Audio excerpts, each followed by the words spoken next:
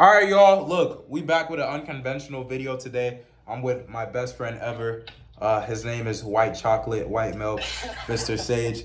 Nah, but for real, when I talk about accountability, you need to get you guys a guy like this right here. We're both in our 20s, like both 20 years old, both out here hustling to make money, to become entrepreneurs, to become millionaires, and to change the trajectory of our family for years to come.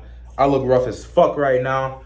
Fucking, I was wrestling a jit. I got this mark on my lip. I promise it's not herpes. But yeah, bro, we're just hustling out here. So listen, this is our one of our weekly phone calls that we have just to hold each other accountable. So you guys are gonna hear some gems in here. Just want you guys to pay attention, bro, to the gems that we drop. So Sage, take it away. Yeah, man. We were kind of talking about essentially priorities and listing out our goals for the week. Yeah. And I was just saying to Eli, there's no such thing as burning out, because a lot of people will talk about things like burning out or stress or I don't have time or this and that.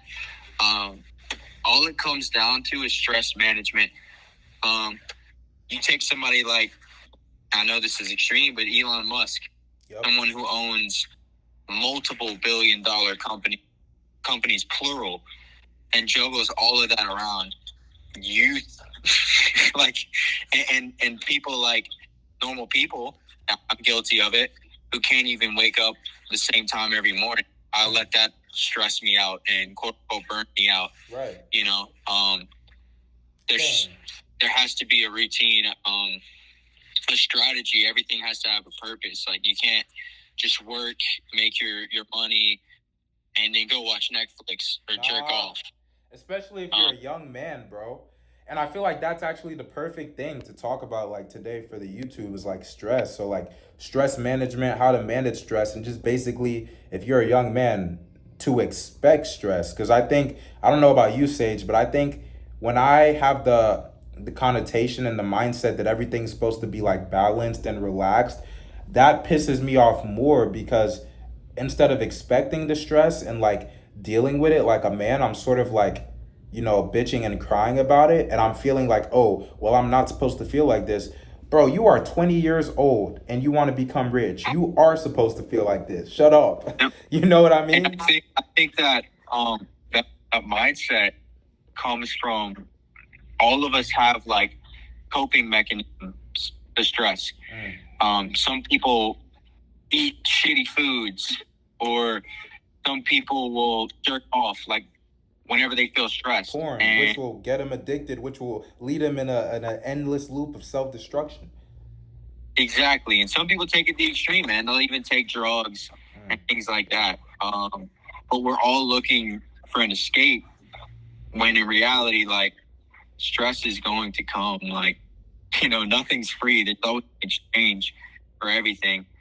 And you should, just like you said, bro, like, we're young men, you have to expect that and know that stress is always going to be a thing, and it needs to happen.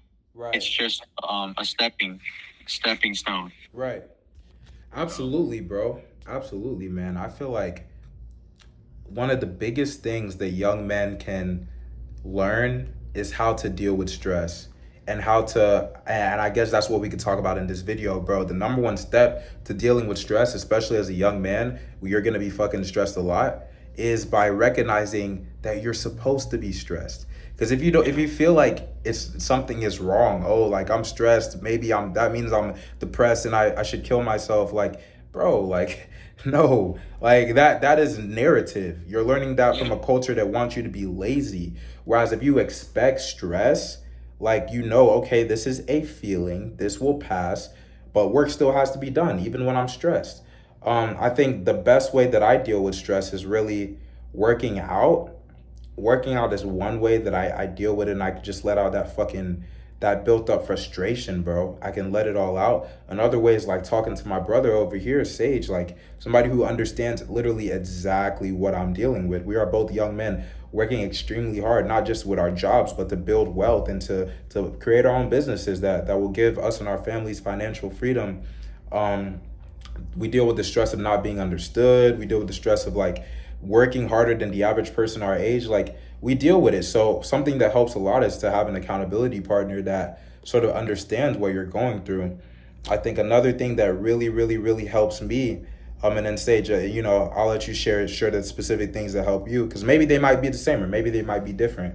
But another thing that really helps me is like mentors, bro. So like looking at like my boy Vincent Fisher, the stuff he has. That boy got a Rolls Royce and a freaking SF90 Ferrari at 21 years old. My age mate.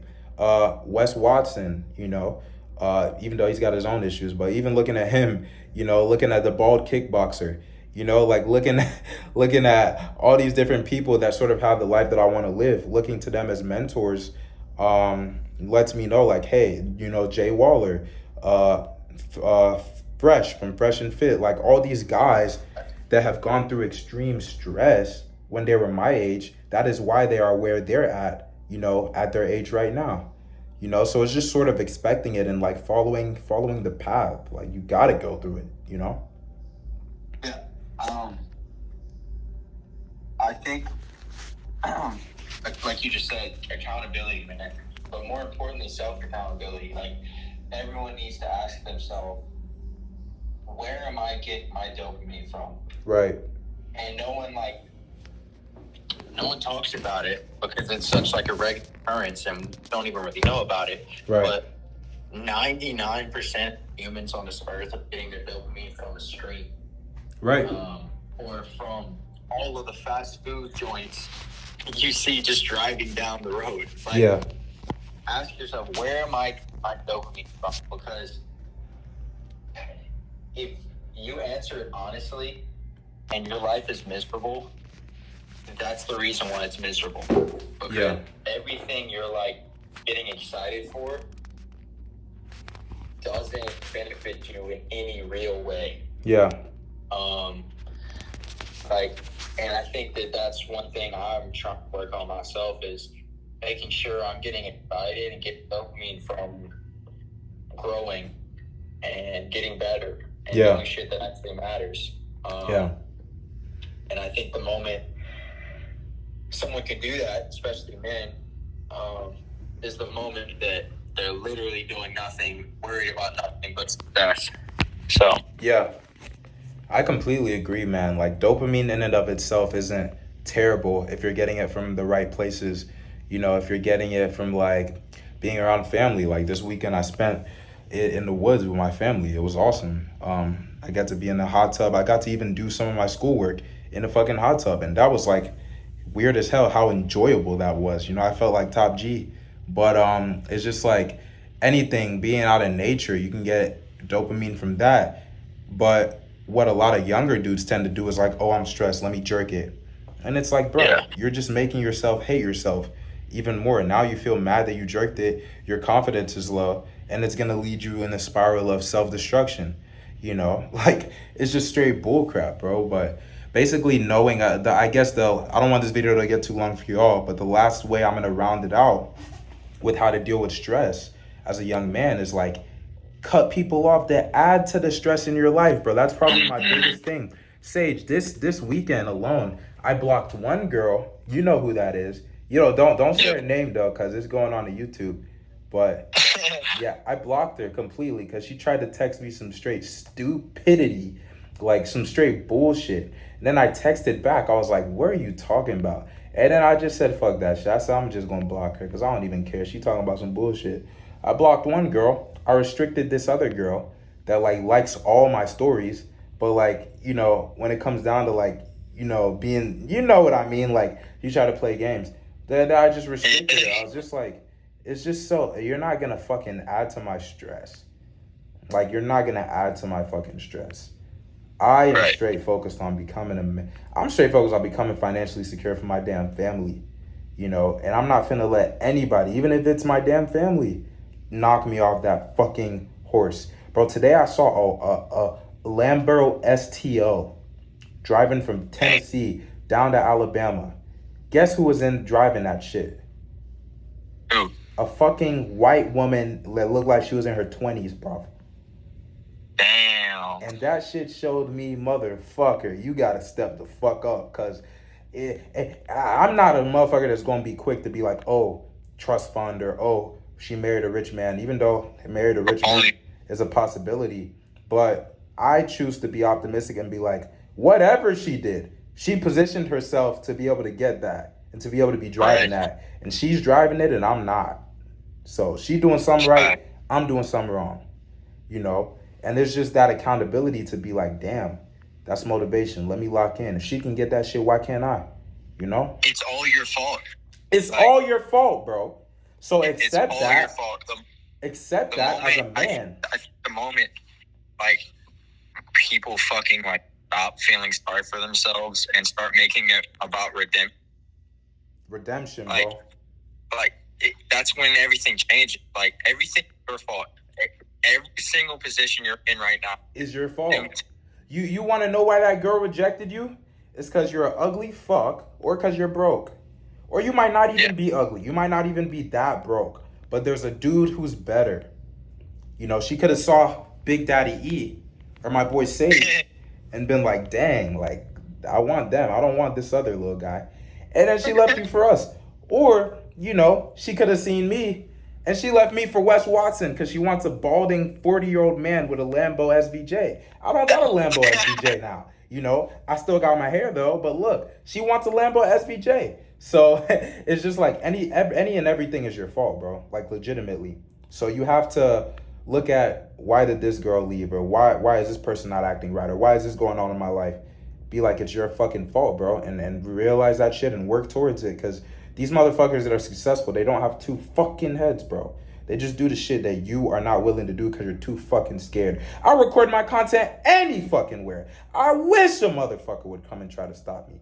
You know what I mean? But it took a while to get to that fucking point of just lethal confidence where I don't give a fuck what happens, bro. If I gotta make a fucking video for my family, I gotta make a fucking video for my YouTube family. Who gives a fuck? Bro, and like, fuck that. I wouldn't even say that. It's just, why are you giving a fuck about any, like... I mean, bro, it's the fear of rejection. You know how people are. Even in sales, but get this, bro. It's cringy until it's not.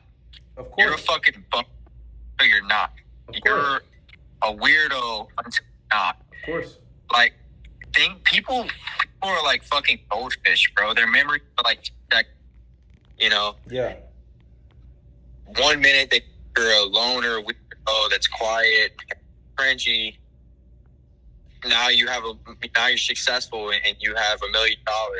Yeah. Now they're all over, and they want to, kiss ass. Hey, for all my YouTube family, it's cringy until it works. It's corny until it works. This is how to deal with your stress as a young man. I love you guys and I believe in you guys, but do you believe in yourself? I'll see you tomorrow.